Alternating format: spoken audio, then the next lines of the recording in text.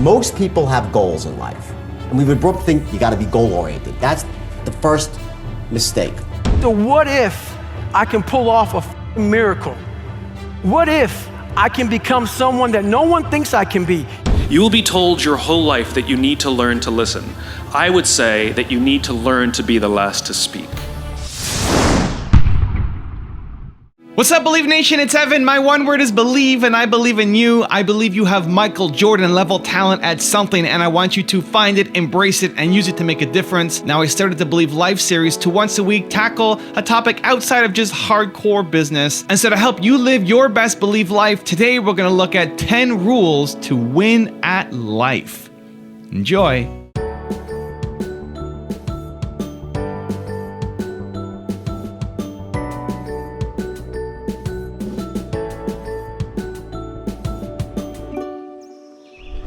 Okay, let's kick it off with rule number 1, build discipline with Will Smith. So a dude screamed to me the other night, "Hey, Will, I want to be an actor, man. I want to be an actor just like you." You know, usually people say stuff to me like that. I'm like, "Yeah, man, you know, you can do it. Give them an encouraging word." But I was just sitting here thinking, and it dawned on me, 99% of people that say stuff like that are not willing to do what it takes to make their dreams come true. The Marines have a saying, everybody wants to go to heaven, but nobody wants to die. And that's just real. At the center of bringing any dream into fruition is self-discipline. You know, something as simple as food and eating. It's not about your body as much as it is about your mind. It's getting command of your mind to be able to choose actions that are in your own best interest. Every day we are choosing shit that's not in our own best interest. Right? So if the world is attacking you and the world wants to fight you and the world's trying to hold you down, so you're going to kick yourself in the balls? So you're going to stop yourself from getting what you dream. Self-discipline is the center of all material success. You cannot win the war against the world if you can't win the war against your own mind. Rule number 2, do not play safe with Elon Musk. One of the most difficult choices I have ever faced in life was in 2008. I think I had maybe $30 million left, or $30 or $40 million left in 2008. And I had two choices. I could put it all into one company, and then the other company would definitely die, or split it between the two companies. But if I split it between the two companies, then both might die. And you know, when you put your blood, sweat, and tears into creating something, or building something, it's like a child. And so it's like, which one am I going to let one starve to death? I couldn't bring myself to do it, so I split the money between the two. Fortunately, thank goodness, they both came through. Rule number 3, venture outside your comfort zone with Richard Branson. It looks like you always go out of your comfort zone, right? Coming onto an island that was completely deserted, no fresh water, you didn't even have the money to buy it, and now you're sleeping on a tent on the beach trying to figure out how to get fresh water here. You do that often. You did it with the airline. I was just somebody that experienced the bad experience of traveling on airlines. I was actually trying to get to the BVI, the British Virgin Islands, one day from Puerto Rico, and the same lovely lady was waiting for me, and I'd been away for 3 weeks, and American Airlines bumped the flight, and so I went to the back of the airport. I hired a plane, I hired a blackboard, I wrote Virgin Airlines one way, $29 to the BVI, went around all the people who'd been bumped, and I filled my first plane. And that got me thinking, you know, that airlines do bump people. They don't care about you or me, particularly in the air. And so I then rang up Boeing and said, "Do you have any second-hand 747s?" No kidding. I mean, it was literally that. You just sat in the airport and said, "I'm starting an airline right now because I'm frustrated." Exactly. And I think most of the best entrepreneurial ideas come out of frustration. I think, you know, if you're frustrated about something, the best way of sorting it out is get out and do it, and you've got yourself a business. Rule number 4, compare only to your yesterday's self with Jordan B. Peterson. Rule 4, compare yourself to who you were yesterday and not to who someone else is today. Because if you're comparing yourself to someone else, I mean, first of all, you don't know very much about the life of the person you're comparing yourself to. You don't know it across all of its dimensions. And second, people are very different, and so comparing yourself to someone else, it's kind of useful, I guess, when you're young, but as you get older and more singular and more particular, it becomes increasingly less useful. Better to compare yourself to a previous version of yourself and work for improvement in that way. Rule number 5, never quit with David Goggins. I would like to know when you're in that moment failing and you have to keep going, what do you say to yourself? What if? A lot of times I'll be in a 200-mile run or something like that, and I'm all jacked up. Body's broken, mind's broken, spirit's broken. I start to say, what if I can pull this off? When I first walked into the Navy SEAL recruiter's office, he looked at me and said, there's only been 35 African Americans in 70 years make it through. You know what I said to myself? What if I can be the 36th? It's the what if I can pull off a miracle. What if I can become someone that no one thinks I can be? And just me talking about that, I have the hair going up on my arms because it makes me just like, what if I can be that guy that people who call nigger and this and that, and now I'm speaking at Tom Ferry's event. What if? That's it. Rule number 6, be the last to speak with Simon Sinek. Nelson Mandela is a particularly special case study in the leadership world because he is universally regarded as a great leader. You can take other personalities, and depending on the nation you go to, we have different opinions about other personalities. But Nelson Mandela across the world is universally regarded as a great leader. He was actually the son of a tribal chief. And he was asked one day, how did you learn to be a great leader? And he responded that he would go with his father to tribal meetings. And he remembers 2 things when his father would meet with other elders. 1, they would always sit in a circle. And 2, his father was always the last to speak. You will be told your whole life that you need to learn to listen. I would say that you need to learn to be the last to speak. I see it in boardrooms every day of the week. Even people who consider themselves good leaders, who may actually be decent leaders, will walk into a room and say, here's the problem, here's what I think, but I'm interested in your opinion, let's go around the room. It's too late. The skill to hold your opinions to yourself until everyone has spoken does 2 things. 1, it gives everybody else the feeling that they have been heard. It gives everyone else the ability to feel that they have contributed. And 2, you get the benefit of hearing what everybody else has to think before you render your opinion. The skill is really to keep your opinions to yourself. If you agree with somebody, don't nod yes. If you disagree with somebody, don't nod no. Simply sit there, take it all in, and the only thing you're allowed to do is ask questions so that you can understand what they mean and why they have the opinion that they have. You must understand from where they are speaking, why they have the opinion they have, not just what they are saying. And at the end, you will get your turn. It sounds easy, it's not. Practice being the last to speak. That's what Nelson Mandela did. Rule number 7, set clear goals with Joe Rogan.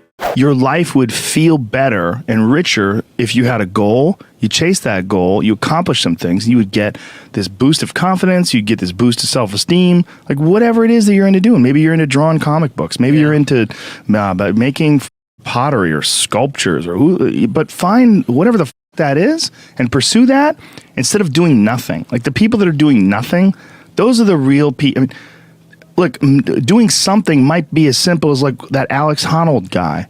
He just climbs rocks, but he's world-class rock climber. It's something. Rule number 8, have a vision for your life with Jordan Belfort. Most people have goals in life. And we would both think you got to be goal-oriented. That's the first mistake. Yes, you need goals, but there's something far beyond goals.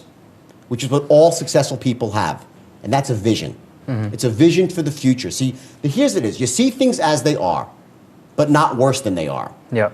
Which is what a lot of people do. Yeah. They say, oh, it's so terrible. They tell themselves this wild story about why they can't take action. And in truth, the story they tell themselves is exactly what holds them back from being successful. Great. It's that bullshit story that stops them from acting. There's so much, the economy, and they play the blame game, they complain, they justify, and it stops them from moving forward. So see things as they are, not worse than they are. Yep. And then see them better than they are. Yep. And make them that way. Look at a Gandhi. Right? He survived hunger strikes and united a country, not because he had a goal for a free India, he had a vision of a free India. Nelson Mandela, all those years in jail, a vision. Yeah. Richard Branson, who's a friend of mine, who I know he sponsors me, my speaking tour. He's like a visionary. Bill Gates, they're all visionaries. And the best example, considering we're in Hollywood, is a guy like James Cameron. Now, here's the trap. James Cameron is probably the greatest visionary of all time in filmmaking. Would you agree? Yeah, he was interviewed on Diane Sawyer, and they asked him a question of, what do you owe your success to? And what he said was this: I set really, really high goals.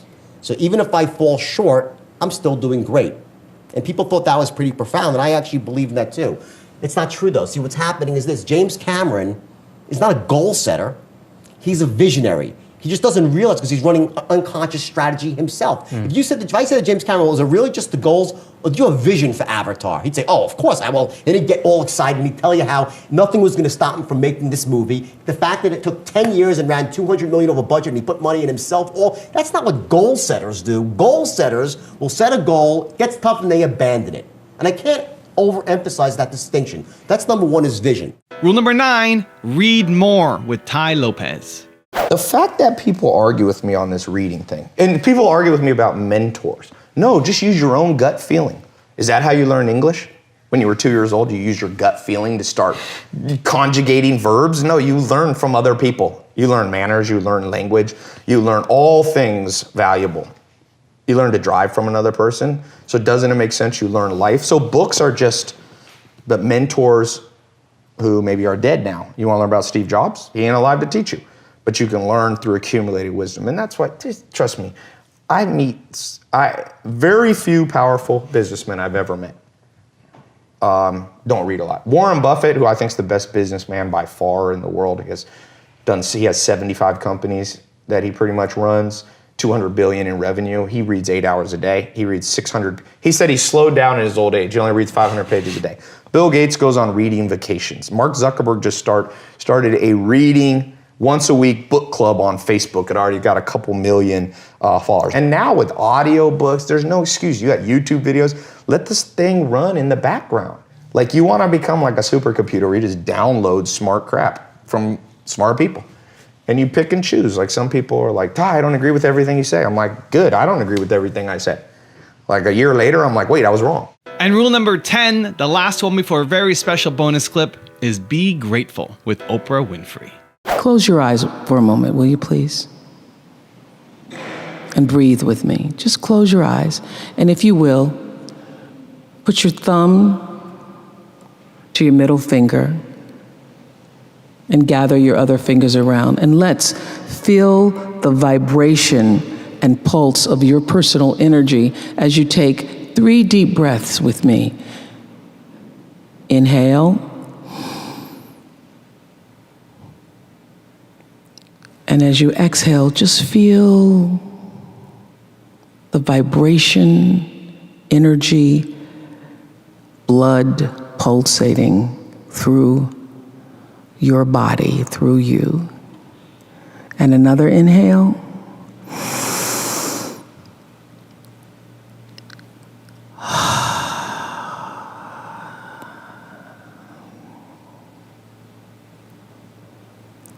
And another inhale.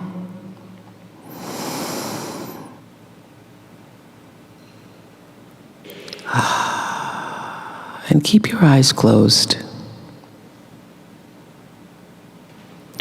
And let's just think about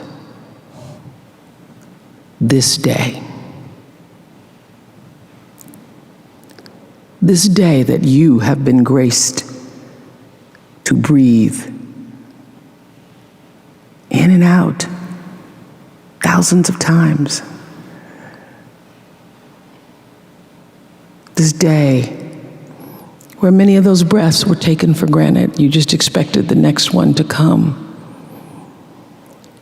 But the truth is, there's no guarantee that the next one comes. This day, how you started your day, what your thoughts were this morning, how you've carried yourself through this day, how you've been allowed to have encounters and experiences, some challenging, some more life-enhancing, that pushed you forward another day of being here on the planet Earth as a human being. Let's just think about that. After all you've been through, in this day alone, and the many days and years past, how you got here to this prestigious, esteemed university, the choices you made that have brought you to this day. Open your heart and quietly to yourself say the only prayer that's ever needed. Thank you. Thank you. Thank you. You're still here. And you get another chance this day to do better and be better. Another chance to become more of who you were created and what you were created to fulfill. Thank you.